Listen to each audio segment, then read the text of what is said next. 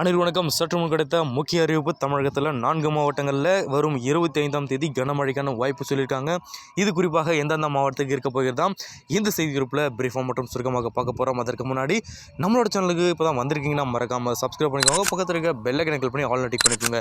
And முக்கியமான விஷயம், video skip பண்ணால் பாருங்கள். அப்போ தான் நான் சொல்கிற தகவல் உங்களுக்கு முன்னாடி சார். இப்போ வாங்க வீடியோக்களை பார்க்கலாம். அதாவது சென்னை வானிலை ஆய்வு மையம் வெளியிட்ட அறிக்கையில் என்ன சொல்லியிருக்காங்கன்னா, குறிப்பாக நேற்று தமிழகம், புதுவை மற்றும் காரைக்கால் பகுதியில் ஒரு வறண்ட வானிலை நிலவக்கூடும் என்ற ஒரு எச்சரிக்கை விடுத்த நிலையில் தற்பொழுது 23ஆம் தேதி இன்று கடலோர தமிழகத்தில் ஓரிரு இடங்களிலும் புதுவை மற்றும் காரைக்கால் பகுதிகளிலும் லேசான முதல் மிதமான மழை பெய்யக்கூடலாம் என்றும் கணிக்கப்பட்டிருப்பதாக சொல்ல வராங்க.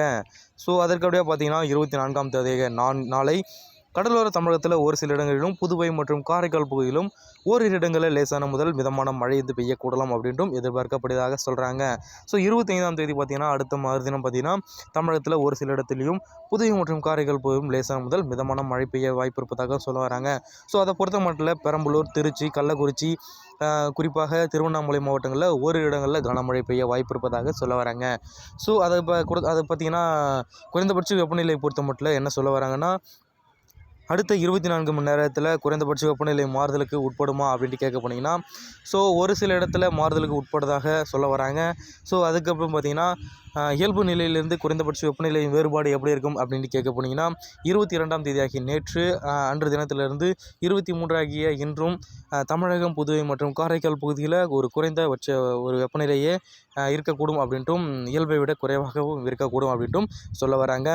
உறைபனி எச்சரிக்கை பொறுத்த மட்டும் 22ஆம் தேதி நேற்றிலிருந்து 23ஆம் தேதி இன்று வரை பார்த்திங்கன்னா தமிழகத்தில் குறிப்பாக நீலகிரி மாவட்டத்தில், குறிப்பாகவும் கொடைக்கானலில், அதாவது திண்டுக்கல் மாவட்டத்தில் இருக்கக்கூடிய இந்த கொடைக்கானல் பகுதியில் ஒரு இடங்களில் இரவு குறிப்பாக அதிகாலை வேளையில் உறைபனி ஏற்பட வாய்ப்பு இருப்பதாகவும் சொல்ல வராங்க.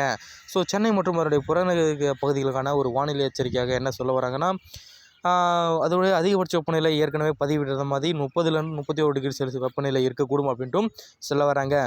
நாளை ஆகிய பார்த்தீங்கன்னா வானம் ஓரளவு மேகமுடன் காணப்படும் சொல்கிறாங்க. ஏற்கனவே டிட்வா புயலுடைய தாக்கம் எப்படி இருந்தது சொல்லிட்டு நிபுணர்கள் ஆராய்ச்சி பண்ணுறாங்க.